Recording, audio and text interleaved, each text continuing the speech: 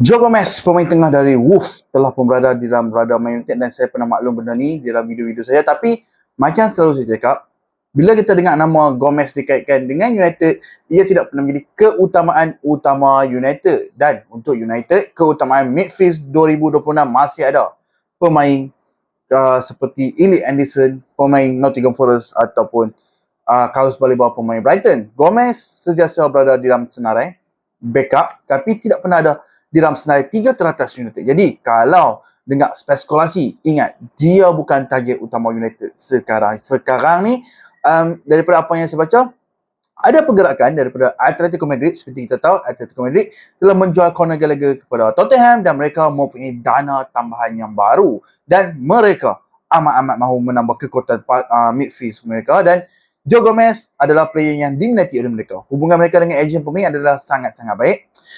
Minat memang ada dan beberapa kelab lain juga sedang memerhati pemain tersebut pada musim panas buat masa ini. Tiada apa yang dipersetujui ataupun dimutamatkan lagi. Atletico cuba membuat langkah sekarang untuk mendapatkan Joe Gomez, tetapi Wolves berada dalam situasi yang sangat-sangat sukar di Premier League. Jadi untuk melepaskan Gomez bukan satu perkara yang mudah dan senang. Kita akan ikuti perkembangan cerita permainan Joe Gomez.